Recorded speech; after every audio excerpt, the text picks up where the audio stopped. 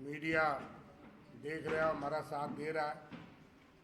महासवाई चंद जो सरकार से प्रभावित है, देश के सामने एक दृश्य आप देख रहे हैं। दिल्ली 24 अक्टूबर रोड को छावनी बना दिया गया है और जिस तरीके से जिस बर्बरतापूर्ण जो है वो हमारे देश के साबका गृह मंत्री अखिल भारतीय कांग्रेस कमेटी के general secretary KC. Venugopal, Pramod Tiwari ji, Rahul Shukla ji, दो मुख्यमंत्री सिटिंग अशोक गहलोत जी, भूपेश बघेल जी, और आप देख रहे हैं कि सारी लीडरशिप दिल्ली 24 अक्टूबर रोड के बाहर और वहाँ दफ्तर में जिस तरीके से बर्बरतापूर्ण और जिस बेरहमी से पुलिस ने तांडव किया है, ये मोदी सरकार का न्यू इंडिया है कि इसमें सिटिंग मुख्यमंत्रियों को भी,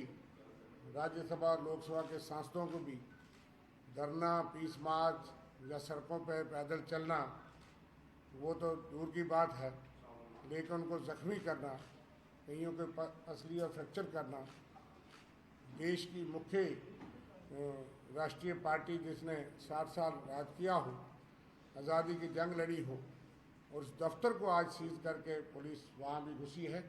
हमारे चंद लीडर जो हैं वो कुछ कमरों में बंद हैं। और ऐसा कौन सा कहर आ गया कि अगर पूर्वबंद सत्याग्रह हम ये कर रहे हैं और ये पूछ रहे हैं कि क्या गुनाह हुआ कि 90 करोड़ का कर्ज था, राष्ट्रीय धरोहर नेशनल हेराल्ड कौमी आवाज़ जिसका दफ्तर यहाँ कांग्रेस ऑफिस शहीदी चौक के साथ चंद वर्ष पहले तक था, यहाँ से भी अखबार छपता रहा। कौमी आवाज़ देश के कोने कोने से अखबार छपता रहा। 1938 में पंडित जवाहरलाल नेहरू ने उस अखबार को इसलिए स्थापित किया कि अंग्रेज़ों के खिलाफ लिखना इसी तरह गुनाह था जैसे मोदी सरकार के खिलाफ गुनाह है।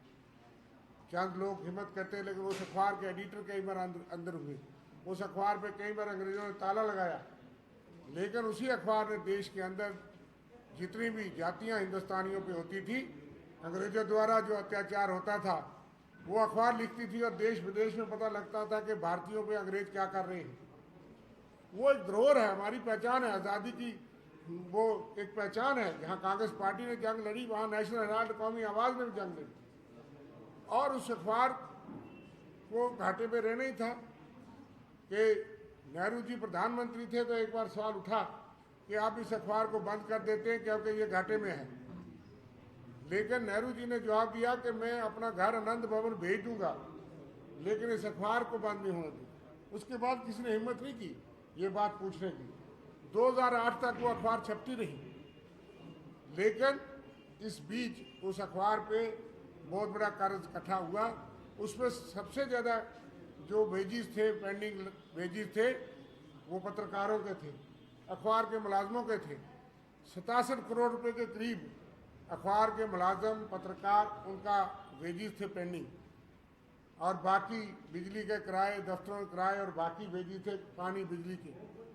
तो कांग्रेस पार्टी ने क्या गुनाह किया कि 90 करोड़ रुपए का लोन जो है वो दिया गया, और वो 100 किस्तों में दिया गया 2002 से 2011 के बीच। और चूँकि अखबार वो नेशनल हेराल्ड वापस दे नहीं सकता था, उसको इक्विटी करके माफ़ किया गया और यंग इंडिया नाम की एक जो है वो ट्रस्ट बनाई गई, जो कि कंपनी एक्ट के तहत, इनकम टैक्स के दाज के तहत नो प्रॉफिट कंपनी थी। उसका कोई डायरेक्टर, कोई मैनेजमेंट ना कोई पैसा कमा सकती है, ना कमाया गया, ना कमाएगी, ना कोई प्रॉपर्टी नेशनल हेराल्ड की कहीं बिकी है, ना बेची गई, ना उस प्रॉपर्टी का कोई जो है किसी ने, सोनिया गांधी, राहुल गांधी या किसी ने फ़ायदा उठाया। फिर किस किस्म की जो है वो इतनी बड़ी हरासमेंट है। और सबसे बड़ी बात ये भी है कि वो एक ट्रस्ट है, उसमें आज जिस तरीके से बताया जा रहा है कोई इलीगैलिटी हमारी नज़र से नहीं हुई। बैंकिंग नाम और ये सेटल नाम से कानून के तहत जो साबका गृह मंत्री पी चिदम्बरम जी जो फाइनेंस मिनिस्टर भी रहे और देश के बहुत बड़े वकील हैं, उन्होंने बताया विस्तार से। लेकिन फिर भी अगर उसकी जांच हो रही है जो करनी है, लेकिन उसका ये कौन सा तरीका 10-10 घंटे और 3 दिन से आप लगातार देख रहे हैं, ये सिर्फ क्योंकि जब वो सवाल पूछते हैं आंखों में आंखें डाल के राहुल गांधी जी और कहते हैं कि बताइए मेरे खिलाफ क्या सबूत है, मोदी जी, ये मोदी जी की सरकार और मोदी अमित शाह की सरकार ये साबित करना चाहती है। पहले भी देश भर में घूमते थे, 107 के केस में जमानत पे है माँ बेटा। आज भी वो इसी तरह का कोई बुनियाद बनाना चाहते हैं, देश को बनाना चाहते हैं, लेकिन नेहरू गांधी खानदान पे कोई आंच उठाना ये आसान काम नहीं। वो जितने मर्जी फैब्रिकेट कर लेंगे केस। सारी देश की कार्यकर्ता कांग्रेस पार्टी आपने देखा कि किस तरह से एकजुट होकर के खड़ी हो गई है। उनके पीछे हम सब लोग खड़े हैं, अपने नेतृत्व के पीछे, और इस कायराना पूर्व हत्या की हरकत की जबरदस्त हम मजम्मत करते हैं, डट करके मुकाबला करेंगे और लोगों से ये अपील करना चाहते हैं कि सच्चाई में जाइए। आज सीबीआई, ईडी, आईबी वहीं जाते हैं, ये एजेंसीज, यहाँ पे इशारा होता है। जो गंगा स्नान जो मशीन रखी है भारतीय जनता पार्टी ने, उस मशीन से जो गुजर जाते हैं वो सारे साफ और पाक हो जाते हैं। जब तक वो कांग्रेस पार्टी या किसी पार्टी में होते हैं वो भ्रष्ट होते हैं।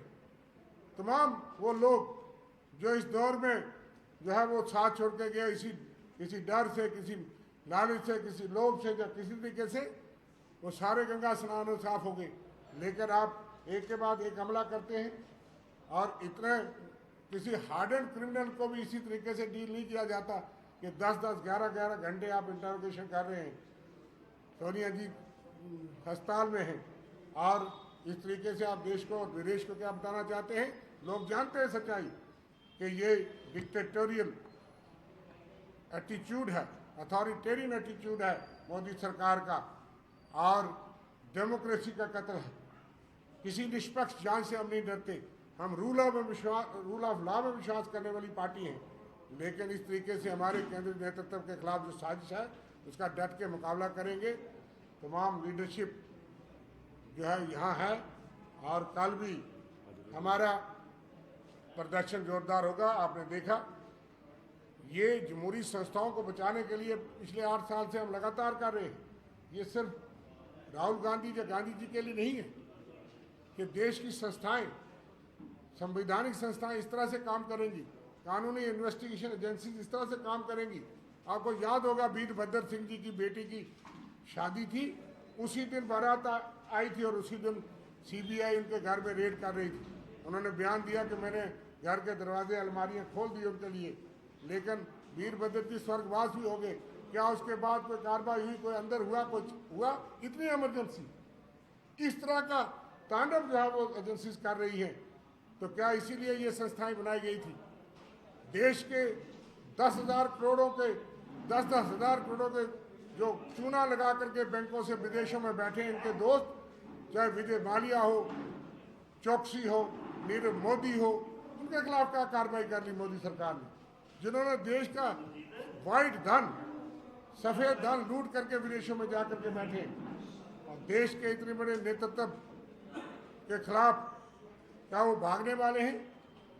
इंदिरा गांधी के पोते राजीव गांधी के बेटे, जिन्होंने देश के लिए जान खून का आखिरी कतरा भी बहा दिया, उनके खिलाफ देश एजेंसी जिस तरह से व्यवहार करेंगी।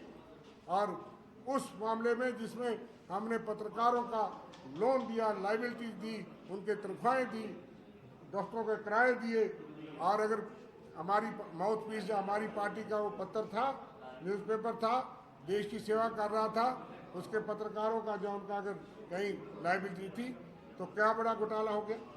यहाँ तो हज़ारों करोड़ के घोटाले जो है आप देख रहे हैं, उनमें क्या कार्रवाई हुई नजर आ नहीं रही। इसलिए ये हम आपके साथ साझा करते हैं कि इस जंग को आखिरी दम तक आखिरी वर्कर हमारा लड़ेगा, और हम ना तो हार मानेंगे, ना इनके सामने सरेंडर करेंगे, और इनकी जातियाँ लोगों तक पहुँचाएंगे। आप पत्रकारों का पार्टी की तरफ से मैं शुक्रिया अदा करना चाहता हूँ कि आप इस गर्मी में भी आपने परसों भी हमारे प्रदर्शन को और हर तरीके से आप लोग, टोटल मीडिया भी, दूसरा मीडिया भी, जम्मू कश्मीर का मीडिया मैं काफ़ी हद तक कहूँगा कि इतने दबाव के बावजूद भी आप लोगों का धन्यवाद है कि आप हमारा साथ देते हैं। जिस बर्बरता पूर्वक से यहाँ की पुलिस भी नौजवानों पे, NHM के वर्करों पे हम वो बातें आज भी उठा रहे, लेकिन हमने बल्ला साहब ने, पार्टी ने खंडन किया है कि यहाँ एक तरफ जो ये जातियाँ हो रही है, एक बड़ा संघर्ष चल रहा है संविधान का, लेकिन दूसरी तरफ से जिस बर्बरता पूर्वक से आप नौजवानों के साथ कर रहे हैं, इन मुद्दों पर भी हम खामोश नहीं है। और बीजेपी कार्यालय के बाहर इस तरीके से पीटा जाए, हमारे कार्यालय